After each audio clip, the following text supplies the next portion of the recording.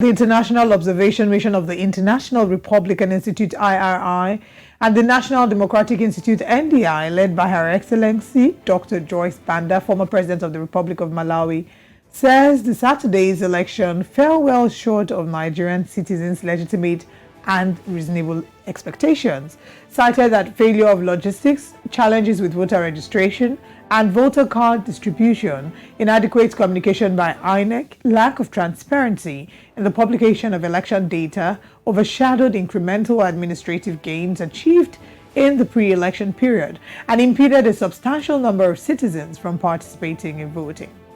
Let's now bring in our guest this morning. He is an election training expert at Yaga Africa. We have Idris Mohammed, who will be joining us this morning. Thank you very much, Idris Mohammed, for joining us. Yeah, thank you once again for having me this morning.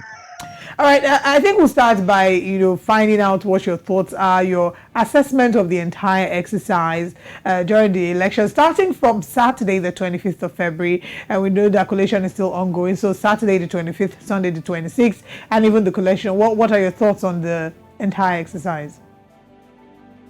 Okay, thank you once again.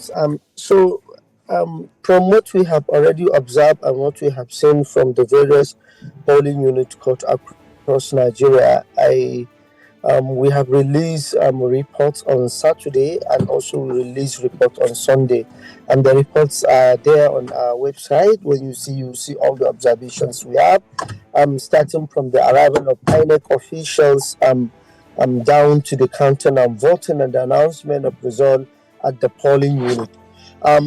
From all, we are much interested in understanding the, applicability of viewers and deployment of INEC officials at the various polling units.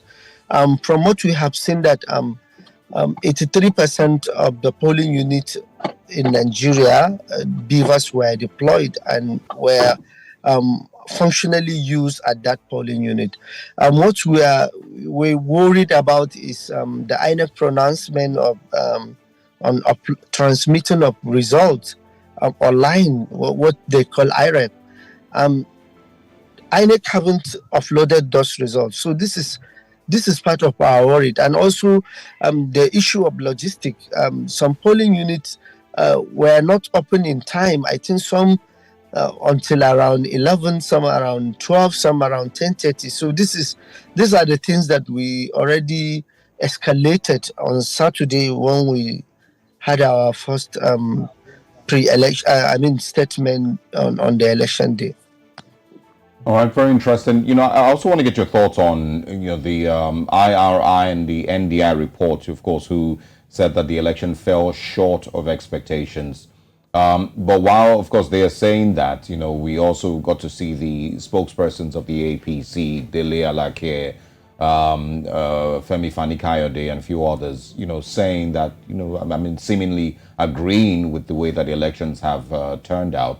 And, of course, saying that Senator Dino Melaye and Pastor Paul Enenche and a few others were, stoking or, trying to agitate Nigerians, to a protest and some of all of that.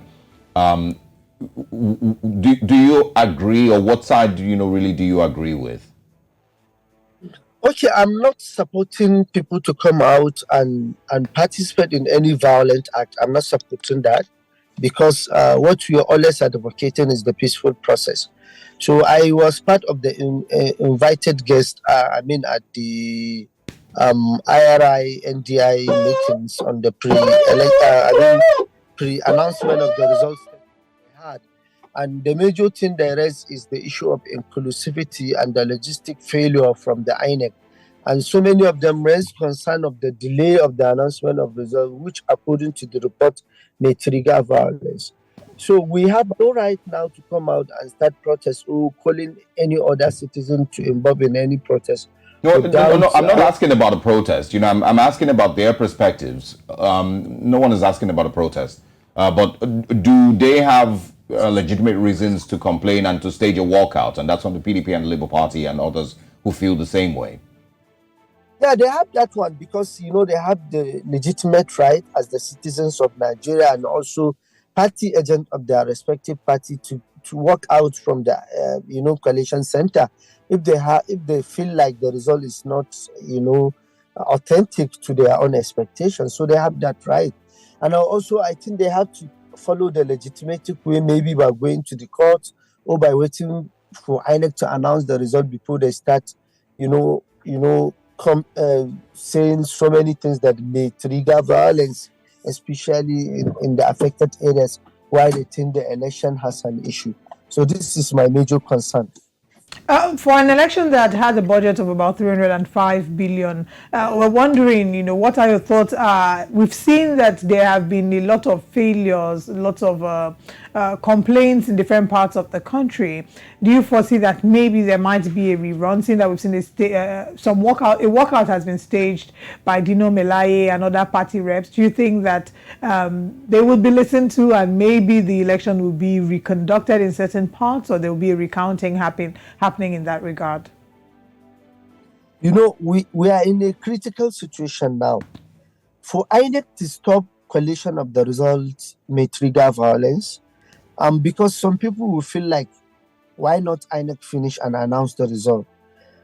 Everything now we are seeing, we don't know the fate of the political party candidate or those that are going to win or going to lose until the INEC announce the result. And anything that is going to happen, I think, should be after the INEC pronouncement.